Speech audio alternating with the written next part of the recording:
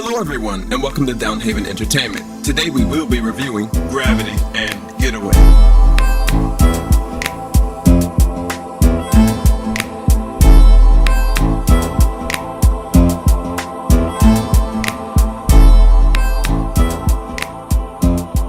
Star Sandra Bullock, who dominated this movie. I heard some people say she was slightly annoying, and since she was a woman, she was a character who couldn't do anything without the man present, which I totally disagree with. The character she plays could have been a man and nothing different would have come about. I would still view this movie the same for the most part. If George Clooney's character switched with Sandra Bullock's, this movie would have had the same impact on me. Her character was likable, sympathetic, and had a strong fighting spirit. I heard some folks say since she was a woman, she was written to be scared, confused, and at loss of what to do.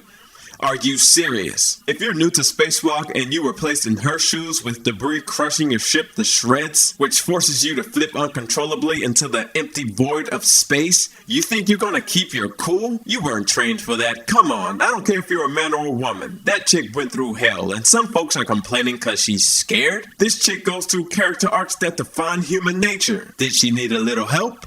Yeah, of course. Who doesn't in this situation, especially if you're new to spacewalk and crap goes haywire? Sandra Bullock's character was a great human character, fighting to survive, and she did marvelous, superb job. George Clooney was great. He had great dialogue, and dialogue that was meant for Robert Downey Jr. originally. And I'm glad it wasn't Robert playing this role, otherwise it would have been obvious. This character is quick-witted, charming, and defiant, and we've been seeing a lot of that from him in recent movies. This would have been Tony Stark in space, or Sherlock Holmes in space. Okay, Robert, I know you can act. Please just don't Tom Cruise your career, where every movie that you're in has the same personality, where in 3 movies in a row you play a guy named Jack. Anyway, George Clooney had his own spin on this charming character. Well, George Clooney does that too. What? Act the same in a lot of movies he's in. You know, quick-witted, charming, and defiant. Okay, well, he goes down from a superb job to a thumbs up. He was cool in this movie. Mostly because of the writing and direction. Well, yeah, of course. Now let's talk about what worked for the movie. The music. So beautiful. It really felt different. It definitely wasn't your run-of-the-mill Hollywood score. The music was unique, and it fit perfectly with a unique movie. It came in at the right time, really encompassing either the stressful or beautiful situations, and it's a good thing because this movie doesn't rely too much on the sound effects. So the music has to make up for it, and the music does its job. Superb job. The writing and the actors' chemistry. Even though we don't know much about their characters, I cared for them, and Sandra Bullock and George Clooney had some of the best chemistry in a movie that I haven't seen in a long time. It's a simple story. No huge backstory about these characters or about their life on Earth. It focuses on the situation rather than having 100 other subplots to pad the movie. And I'm thankful for that. And I was at the edge of my seat. I didn't know who was gonna die or make it. It was unpredictable for the most part. I just wanted everybody to live. Even though in the back of my mind I know who was going to die or live, I was still at the edge of my seat, hoping these characters would live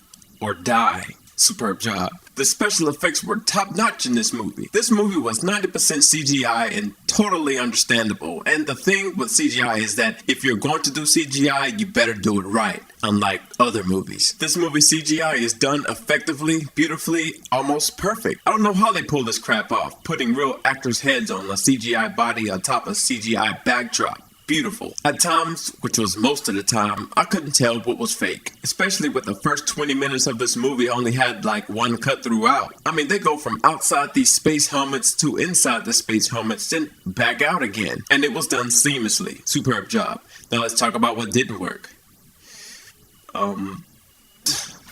Overall, I love this movie. Though the characters aren't fully developed, I liked them, I cared for them, and wanted them to live. It was a great self-contained story, and it had weight. It even has some meaning to it. And I can see some people being moved or motivated by this movie, depending on who they are and if their situation coincides with our main protagonist. I also like how things came full circle in many situations for our main character. Keep an eye out for those. There's plenty. It was a beautiful, honest, and heart-filled movie, far from cliche, down to its very idea for a story. It was emotionally draining at the end of this movie. I was like, golly, I love Earth. I was sad, yet very happy after seeing this film, in a positive way.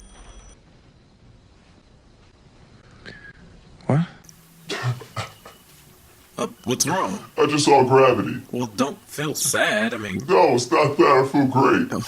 Well, you see what I mean? But anyway, this movie wasn't a sequel or adaptation of any kind. It was totally original, and so it gets a bump up in my grade book. So after adding all of this up, I'll have to give this movie a solid A+. Oh, stop it. Now here's show and tell. The last cat who tried to see me, he now got a touch braille. So relentless, I leave you breathless. I turn gangsters to chumps, my daily Getaway stars Ethan Hawke, who does an awesome job pretending to drive a car. I mean, wow. Oh, there was a scene where he has to drive through a shopping mall that's crowded, like maybe during Christmas time, and he has to drive this powerful Mustang in that shopping mall without hitting anyone. That puts James Bond to shame. I mean, wow. He was awesome. Just great. He was stoic. Selena Gomez, the street tough, thugged out, gangster computer hacker chick. Could have fooled me. She was a threatening presence on the screen. Here's a sample of how she was like in the film. Give me your money right now! Oh, look at this. This is so sweet. She has a little gun. You think I'm kidding? I'll kill you. Oh, this is too fresh. This is too fresh. This is too adorable. I can't even put you down. It's so sweet. It's so precious. Okay, I'm gonna let you go. Okay. All right. Have a good day. Move over, Javier Bardem. Selena Gomez. Now let's talk about what worked for the movie. The credits. Now let's talk about what didn't work for the movie. The movie was made. I mean, the music was subpar and generic. Selena Gomez? Oh boy. She was like, Seriously, where are we going?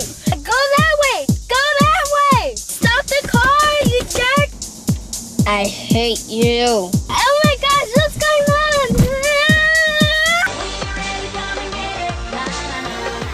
drive the car, pick up some ice cream for me before I kill your wife. Okay, what the heck is going on? Stop! I'm scared! Pull over! Go that way! Please stop it! Stop the car! You do know we're not moving, right? Oh. Selena, being foul-mouthed and vulgar doesn't make you more adult. It makes you more childish, like that other chick that looks like a sketch character that Jim Carrey played in Living Color. You want to be taken seriously? Act with range. My goodness, she was like a foul-mouthed Bratz doll, acting like a gangster computer hacker. It just dawned on me that we have an ex-NASCAR driver and a computer hacker in the same movie. Who thought that was a good idea? Little Isaiah from the playground? Overall, I walked out of this movie. It's crap. This movie wasn't a reboot, a sequel, or adaptation. Yet, it still doesn't deserve a bump up in my grade book. So after adding all of this up, I have to give this movie a first time for Downhaven Entertainment a solid F.